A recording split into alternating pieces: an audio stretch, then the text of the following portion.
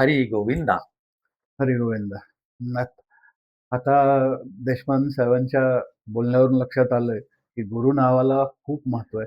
आपण जी सर संस्कृती अंमलात आणलेली आहे ते मी प्रत्येकाला आता ह्या पॉडकास्टद्वारे विनंती करतो की आपण सर म्हणण्याचं टाळा आणि गुरु म्हणा, गुरुजी म्हणा. त्यात काही लाज वाटण्यासारखी नाही. नाही. कारण गुरुजी आणि गुरु ह्या नावामध्ये जो महिमा आहे तो आत्ताच देशपांडे साहेबांनी सांगितलेला आहे.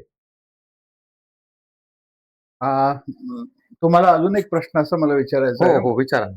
की आपला भारत देश आहे. भारताची 3 नावं आहेत. बरोबर. स्वातंत्र्यानंतर इतिहासामध्ये त्याची इंडिया म्हणून नोंद झालेली आहे बरोबर. आणि पुरातन म्हणजे सनातन काळापासून याला भरत राजावरून भारत हे नाव मिळालेलं आहे. आणि हे हिंदुस्थान कधी मिळालं माहित नाही, पण हिंदुस्थान पण हे पण नाव मिळालेलं आहे. बरं. तर या तिघांमध्ये भारताला सुटेबल किंवा भारताचा विकास होण्यासारखी पूर्वी म्हणायचे की भारत ही सोन्याची चिडिया, सोने की चिडिया थी. तशी परत वेळ आपल्यावर येऊ शकते का? त्यासाठी भारताचं कुठलं नाव असायला हवं? एकदम करेक्ट. मस्त प्रश्न विचारलाय तुम्ही. आपल्या भारताला विश्वविख्यात, थोडक्यात विश्वगुरू करायचा असेल, तर भारत हेच नाव वापरावं लागेल. का? भारताचं नाव इंडिया पण आहे. भारताचं नाव हिंदुस्थान पण आहे. आणि आपण बघू आज संसदेमध्ये बऱ्याच गोष्टी चालतात. तिकडे ते विरोधी पक्ष नेते असेल किंवा काही ना असेल ते सारखा हिंदुस्थान, हिंदुस्थान, हिंदुस्थान हेच करत राहतात. आपण फॉरेनमध्ये गेलो तर इंडिया, इंडिया, इंडिया हेच करत राहतात. पण माझं म्हणणं असं आहे, की आपण रामायण काळापासून बघतोय का आपल्या देशाचं नाव हे भारतच आहे. भरत आहे आणि भारत, भरत आणि भारत अंकशास्त्राच्या उच्चाराप्रमाणे एकच आहे. एकच आहे. मग भरत नावातच 15 संयुक्त अंक आहे आणि तो 15 संयुक्त अंक सांगतो प्रेम, आकर्षण, सौंदर्य, उत्साह आणि प्रसन्नता. मग एवढ्या गोष्टी भारतामध्ये आहेत, तर मग आपण ते नाव का वापरू नये? बरोबर आहे. खरंय, खरंय. अंकशास्त्रीय पद्धतीने त्याचा पत्ता काढला तर त्याच्यामध्ये न्याय आणि संरक्षण आहे, जोर आहे, विशालता आहे. एवढ्या गोष्टी त्यामध्ये आहेच आहे.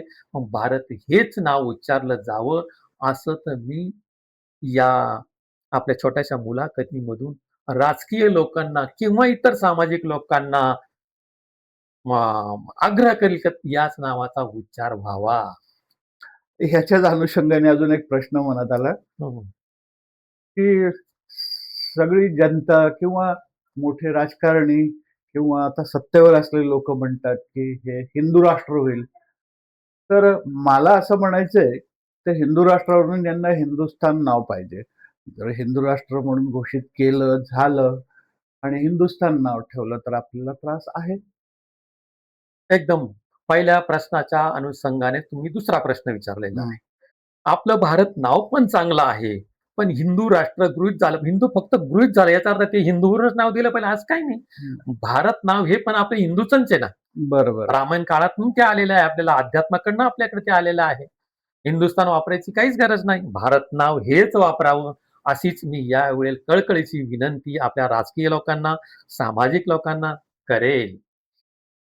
अजून असा दुसरा प्रश्न असा आहे की जर आता आपण आपला धर्म हा म्हणतो हिंदू आहे. पण हा हिंदू शब्द जो आहे तो साधारण 1300-1400 सालामध्ये हो. जेव्हा मुस्लिमांनी किंवा मुघलांनी, मुस्लिमांनी म्हणण्यापेक्षा मुघलांनी भारतावरती आक्रमण केलं आणि त्यांनी सिंधू नदीच्या पलीकडचा देश तर सिंधू या नावावरून त्याचा अपभ्रंश झाला आणि हिंदू म्हणून झाला. म्हणून ती आपली ओळख हिंदू म्हणून झाली. पण प्रत्यक्षात आपला धर्म सनातनच आहे. कारण पूर्वी कुठेही कुठल्याही पुराणामध्ये हिंदू हा शब्द नाही. नाहीये. तर तुम्हाला असं वाटतं का की आगामी काळामध्ये किंवा तुमच्या वर्षांचे जे अंक निघतात 2026, बरोबर. 27, 28, 31 ह्याच्यामध्ये कुठल्या वर्षामध्ये आपल्याला आपण सनातन धर्मी होऊ? मी हिंदू धर्म म्हणत नाही. सनातन याचा अर्थ शाश्वत धर्म. ज्याची शाश्वत तत्व आहे षडरूपींपासून अलग राहणे, हा मुख्य सनातन धर्म आहे. कर्तव्याला महत्व दिलंय, कर्माला महत्व दिलंय. श्रीकृष्णाने गीतेमध्ये पण सांगितलंय की तुझं कर्म हे आहे, बरोबर. तू तिथे कोण आहे समोर, कोण नाहीये याचा विचार करू नको. तुला जो तुझा जन्म झालाय तो हे कर्म करण्यासाठी झालाय. त्याप्रमाणे कर्मालाच धर्म म्हटलेला आहे. बरोबर. तर असं आपण कोणत्या आगामी काळामध्ये म्हणू शकू की हे सनातन धर्म आहे आणि ही सनातन तत्व आहेत. हा काळ आपल्याला पाहायला मिळेल. नक्कीच मिळणार. तुम्ही या प्रश्नाचा एकदम मोठा उल्लेख केलाय मस्तपैकी. आपण हिंदुस्थानात राहतो म्हणून हिंदू. आता ते तुम्ही तसं तुम्ही जो प्रश्न केला त्यातच उत्तर आहे. तर ते सिंधू नदीचं हिंदू झालं. बरोबर आहे. बरोबर. पण माझा असा दावा आहे का हिंदू हे शब्द आहेच आहे. पण यालाही बी एक पर्याय म्हणून एकदम भारी सनातन हा शब्द आपण वापरावा. आपली जी वैदिक संस्कृती आहे पूर्वापारापासून, त्याच्या वैदिक संस्कृतीलाच आपण सनातन धर्म म्हणतो किंवा सनातन आपली जी सनातनी म्हणतो आपण एकाला. सनातनी ही शक्ती अशी आहे, आपल्यावर झालेले संस्कार, पूर्वी आपल्यावर आलेले संस्कार जे आहे, मग त्या संस्कारामधून आपण सनातन किंवा वैदिक संस्कृती उभारलेली आहे. त्या संस्कृती मी काही तुमच्याकडे जास्त बोलत नाही त्या विषयावर जास्त. पण मी एवढंच म्हणेन का भविष्य काळामध्ये आपण वैदिक संस्कृती या शब्दाचा जास्तीत जास्त वापर करावा. हिंदू धर्मीयांपेक्षाही. एवढंच या विषयावर मी जास्त बोलत नाही. हळू-हळू त्या विषयाला मी परत त्याला थोडं फोडणी आपण काय म्हणतो फोड देईल मोठ्यातली मोठी असं. अ, तर अजून असं एक हां, हां. असं वाटतं की 29 मार्च 2025 तुम्ही याची टोटल करू शकता काय आहे तिथे. 29 मार्च 2025 ह्या दिवशी ग्रहस्थिती अशी होती ज्योतिषशास्त्राप्रमाणे. मीन राशीमध्ये सगळे ग्रह होते. केतू कन्या राशीत होता. मंगळ वृषभेत होता. वृषभेतून सॉरी मंगळ नाही, गुरु वृषभेत होता हां, हां, आणि हां. गुरुची कन्या राशीतल्या केतूवर दृष्टी होती आणि मीन राशीतल्या सर्व ग्रहांची दृष्टी केतूवर होती. केतू हा ज्योतिषशास्त्रामध्ये संन्यस्ताचा किंवा धर्माचा कारक मानला जातो, कारण त्याचं चिन्ह जे आहे पताका आहे. बरोबर. हं, हं. तर ह्या सगळ्या ग्रहांची दृष्टी जी आहे ती केतूवर आहे. त्यामुळे तुम्हाला असं वाटतं का, म्हणजे ज्योतिषशास्त्र तर म्हणतंय की 29 जानेवारी 2025 रोजी कलयुगाची समाप्ती झालेली असून धर्मयुगाची स्थापना झालेली आहे. आता ही स्थापना जी आहे ती काही महायुद्धासारख्या याच्याने चेंज व्हायलाच पाहिजे किंवा मोठं काही होईल असं नाही. तर मला असं वाटतं कलियुगाची जी संकल्पना आहे ती प्रत्येकाच्या मनामध्ये कली शिरलेला आहे. प्रत्यक्षात बरोबर. व्यक्ती नाहीये. बरोबर, बरोबर. हं. तर अशी व्यक्ती नाहीये कली. पण ह्या कलीचा संहार करायला जो कल्की येणार आहे, असं आता ज्योतिष किंवा बरेचसे ज्योतिषी म्हणतात की कल्की अवतार घेणार, अमकं घेणार. पण मला स्वतःला असं वाटतं कली ही विचारशक्ती आहे. तसंच कल्की ही सुद्धा विचारशक्तीच असावी. प्रत्यक्षात भगवान अवतार घेणार नसेल असं मलाही वाटतं. पण मला याच्याबद्दल फारशी माहिती नाही. पण माझं हे तत्व बरोबर आहे का? आणि 29 मार्चची ग्रहस्थिती आणि तुमचे अंकशास्त्र यांच्याशी काही जुळणी होते का ते बघा तुम्ही. मला सांगा त्याच्याबद्दल आणि आपल्या प्रेक्षकांनाही सांगा. एकदम बरोबर. तुम्ही ही तारीख सांगितली ना 29 मार्च 2025 अंकशास्त्री पद्धतीने या तारखेमध्ये एक भाग्यांक आहे, एक प्रारब्धांक आहे. हा भाग्यांक काय आहे? 29 तारीख 29 आहे. 9 म्हणजे 2 2 11 भाग्यांक आला 2. आणि टोटल जन्मतारखेची बेरीज 5 आली. तुमच्या म्हणण्याप्रमाणे त्या तारखेपासून जणू काही या युगाची जी पद्धत आहे ती बदलते. जसं कलियुग आहे तर दुसरा एक युग चालू झालंय का? हं. किंवा नवीन धर्माची स्थापना झाली का? किंवा एखादा भगवंत कोणीतरी अवतारलाय का? अवतारलाय का? एकदम बरोबर.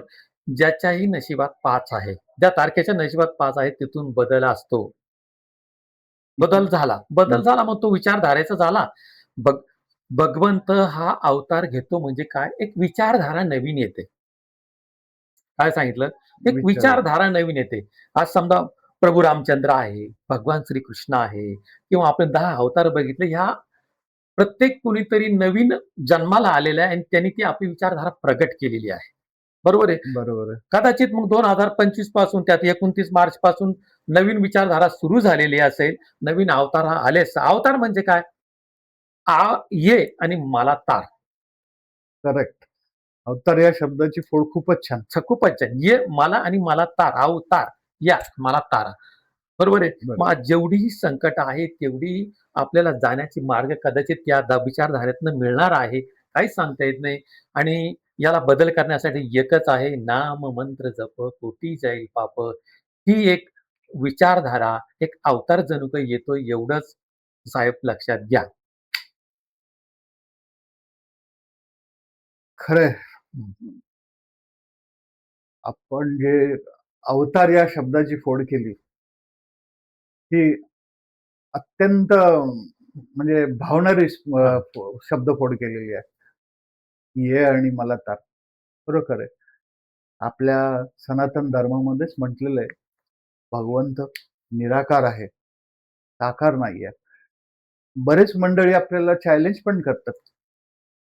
कुठे आहे भगवंत दाखवा. पण प्रत्यक्षात त्या एका युगामध्ये नरसिंहांनी प्रगट करून रूप दाखवलं होतं. आज तशी वेळ नाहीये.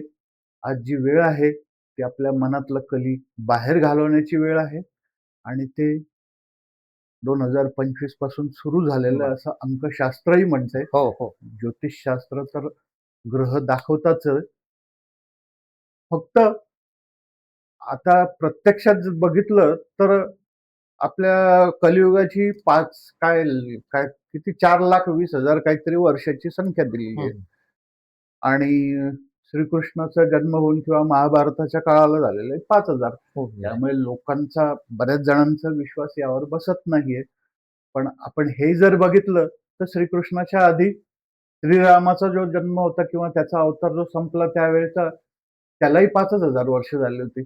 म्हणजे ऍक्च्युअल जर बघितलं तर 5,000 वर्षामध्ये या गोष्टी घडलेल्या आहेत. तशी ही बदलाची शक्यता आहे असं मलाही वाटतं आणि तुमचं अंकशास्त्रही याला पुष्टी देतंय. नक्कीच. तुम्ही सांगितल्याप्रमाणे नक्कीच बदल होतच राहणार आहे. बदल हे होतच राहणार आहे आणि आता साहेब तुम्हाला एक सांगू का? हं. जे कलियुग आहे, ज्याला काय नाव दिलेलं आहे आपण? कलियुग आहे. कलियुग पण माझं वैयक्तिक मत आहे, आता या कलीच्या पुढचं युग गेलं आणि त्याचं नाव आहे वासनायुग. येईल अजून वासनायुग चालू झालं चालूच असं आहे. अच्छा. समजा. Okay, okay. हो, कलियुग तर आहेच आहे. पण हो. त्यातला एक फोड भाग आहे. त्याला हं. वासनायुग म्हणतात. आज प्रत्येकाला फक्त इच्छा आहे, मला मिळावं, मला मिळावं, मला मिळावं एवढंच चालू आहे. आणि त्यालाही परत सांगतो, माणूस चुका करत नाही. हं. माणसाकडनं चुका घडू राहिल्या. खरंय. कोणालाही वाटत नाही मला ठेच लागावी. ती ठेच लागते. हं. म्हणजेच माणूस चुका करत नाही, चुका घडू राहिल्या आणि त्या घडून राहिल्या याला एकच कारण आहे, आपल्या मुखी आलेला अमंत्र. ही आपली विचारधारा फक्त मंत्र अमंत्रावर चालू आहे. एका शब्दात मंत्र आहे, एका शब्दात अमंत्र आहे. एक शब्द म्हणजे आपल्याकडे काय झालं, एक शास्त्र आहे आणि एक शस्त्र आहे. शस्त्र, शस्त्र याचा अर्थ काय? ज्या शब्दाने दुसऱ्याला वाईट वाटतं, ते झालं शस्त्र आणि एका शब्दाने माणसाला आनंद होतो, ते झालं शास्त्र. एखाद्याला दादा म्हणणं, हे झालं शास्त्र. पण एखाद्याला मूर्ख म्हणणे, हे झालं शस्त्र. कारण का? का त्या शब्दाने त्याला राग येणार आहे. म्हणून युगात नक्कीच बदल होणार आहे. नक्कीच बदल होणार आहे. हरी गोविंदा. आजच्या या पॉडकास्ट प्रमाणे जर बघितलं तर अंकशास्त्राबद्दल आपण बरीचशी माहिती घेतलेली आहे आणि अजूनही पुढच्या माहितीसाठी देशपांडे साहेबांना आपण बोलावणार आहोत. परत आपण त्याची प्रतीक्षा करू. तुम्हाला अंकशास्त्राच्या या पॉडकास्टबद्दल काय वाटलं ते कमेंट्समध्ये नक्की करून सांगा. मी यावरती देशपांडे साहेबांचा नंबर डिस्प्ले करेल. तुम्हाला तुमच्या नावाबद्दल किंवा तुमच्या जन्मतारखेच्या अंकांबद्दल काही जाणून घ्यायचं असेल तर तुम्ही त्यांना फोन करून विचारू शकता किंवा माझ्या कॉमेंटमध्ये तसं टाका. बरं. तुम्हाला त्याच्यावरती उपाय दिले जातील. धन्यवाद. धन्यवाद.